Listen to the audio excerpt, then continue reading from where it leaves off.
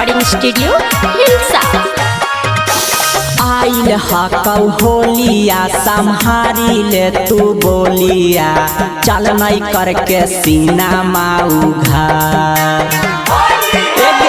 आइल हकौ होलिया सम्हारी ले तू बोलिया, चल नहीं करके सीना माऊ घर।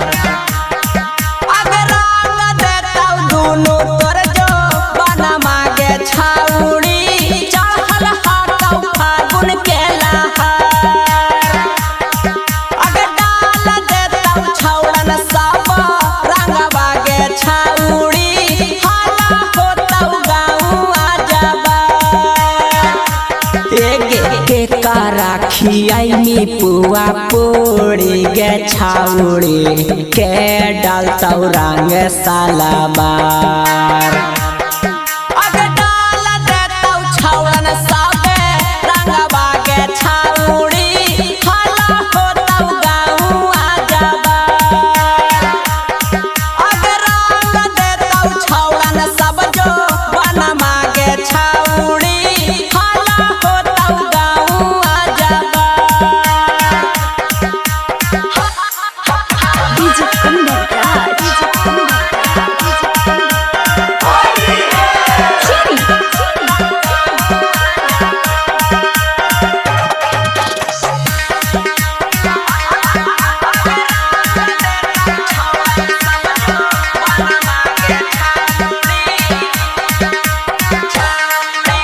घूमी घूमी शहर बाजारी आगे छाउड़ी, खोजो हखी फागुन में भाता।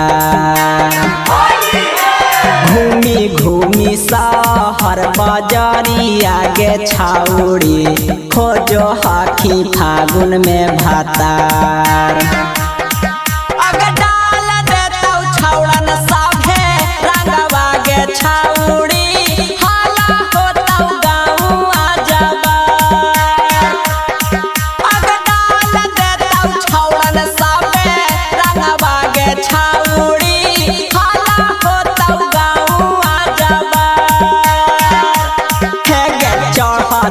फागुना माँ खोजो ही बैगना माँ, छाउड़े तो लम्मा लम्मा डार।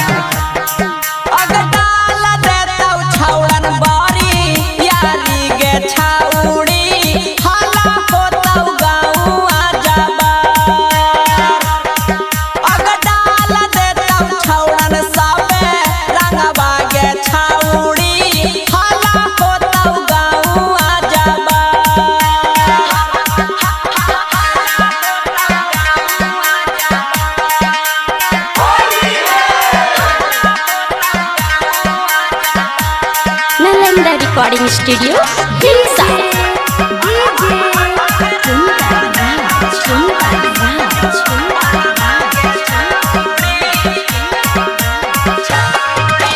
पियर फराक करतौ लाल गे छाउड़ी, रंग देतौ बाल्टी बाल्टी ढार।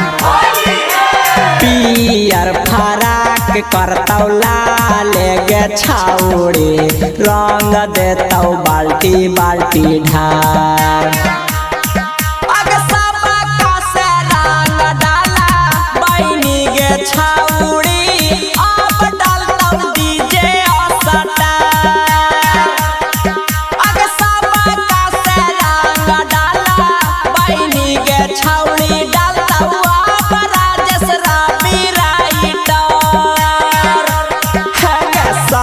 सया बीरिया शरीर में लगाई तौ, कर देतौ गाल लाल लाल।